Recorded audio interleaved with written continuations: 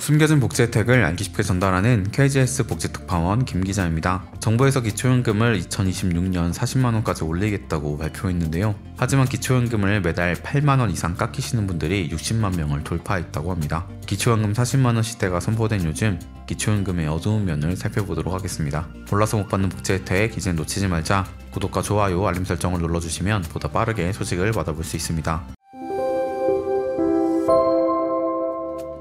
지난 9월 4일 보건복지부에서 발표한 공적연금 개혁안에는 기초연금을 2026년 기준중위소득 50% 이하 어르신들께 우선적으로 40만원을 지급하고 2027년엔 소득 하위 70%까지 40만원씩 지급하겠다는 내용이 담겨 있습니다. 하지만 소득 하위 70%라고 해서 기초연금을 무조건 40만원씩 받을 수 있는 것은 아닙니다. 바로 기초연금 감액 때문인데요. 국민연금 연계감액, 부부감액, 소득역전 방지감액 따라서 기초연금 수급자가 되더라도 모두가 40만원씩 받을 수 있는 것이 아니라 감액에 해당하는지 여부를 순서대로 적용한 다음 기초연금을 최소 4만원에서 40만원까지 받을 수 있다고 설명하는 것이 정확한 팩트인데요. 최근 보건복지부에서 국회에 제출한 자료에 따르면 급속한 노령화로 인해서 소득 하위 70%에 해당하는 기초연금 수급자가 해마다 빠르게 증가하고 있습니다. 이런 상황 속에서 기초연금과 국민연금을 동시에 받는 어르신들의 수도 2021년 265만 명, 2022년 290만 명, 2023년 317만 명으로 매년 급속히 증가하고 있습니다.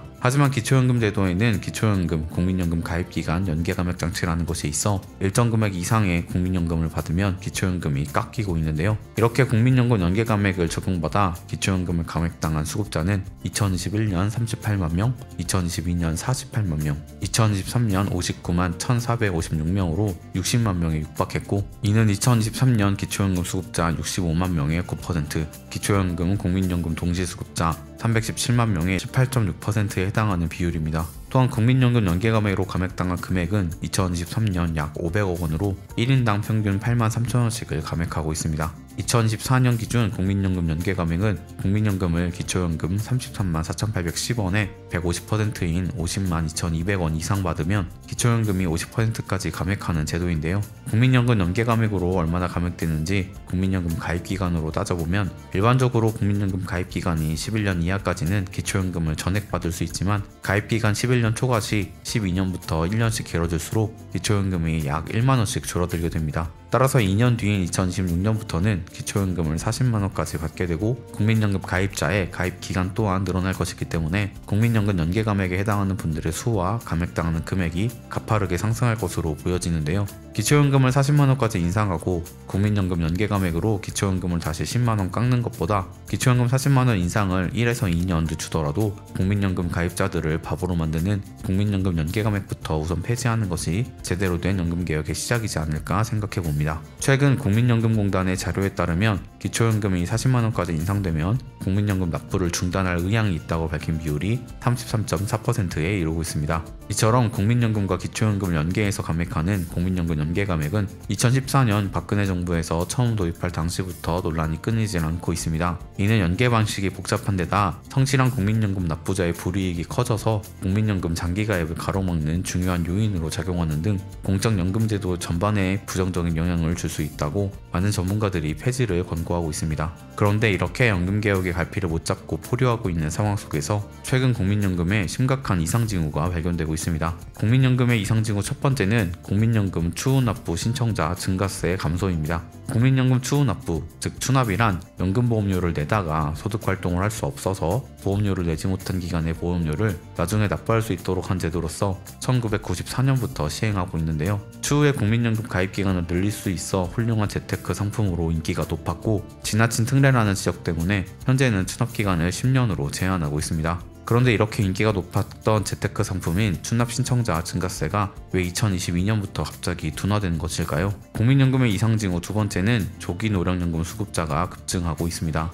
조기 노령연금이란 노령연금의 지급 연령보다 일찍 당겨서 받는 연금으로 1년을 당겨받을 때마다 6%씩 감액돼서 5년을 당겨받으면 최대 30% 감액되는 제도입니다. 하지만 노령연금을 당겨받을 수 있다는 장점은 있지만 감액 비율이 너무 커서 손해가 크기 때문에 경제적으로 아주 급한 분만 이용하고 있던 것이 사실입니다. 그래서 매년 조기 노령연금 시청자도 2019년 4,467명, 2020년 4,324명, 2021년 3,976명으로 줄어들고 있었는데 2022년부터 갑자기 1만 명이 신청하는 등 그 숫자가 급증하고 있습니다. 국민연금의 이상 징후 세 번째는 임의가입자, 계속 임의가입자의 탈퇴가 급증하고 있습니다. 임의가입이란 국민연금에 가입하지 않은 전업주부 등이 노후를 위해 임의적으로 국민연금에 가입하는 것을 말하고, 임의 계속가입이란 만 60세까지 국민연금을 납부하고도 여력이 있으신 분들이 국민연금 월 급여액을 높이기 위해 지급 연령이 될 때까지 임의적으로 계속 납부하는 것을 말합니다. 이렇게 임의가입이나 임의 계속가입을 하는 이유는 국민연금이 물가상승률을 반영하는 훌륭한 재테크 상품이기 때문일 텐데요.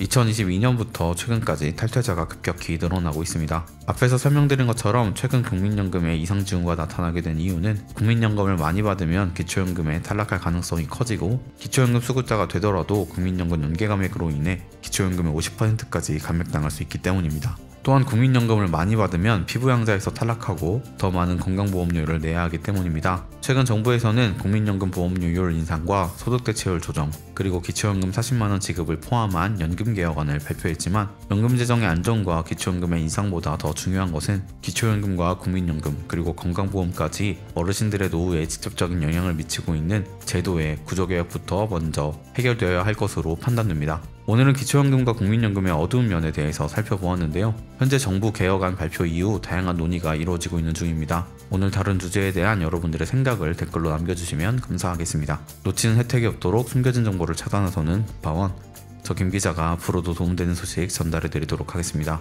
채널 구독과 좋아요, 알림 설정 부탁드리며 더 좋은 정보로 찾아뵙겠습니다. 지금까지 KGS 복지특파원 김기자였습니다.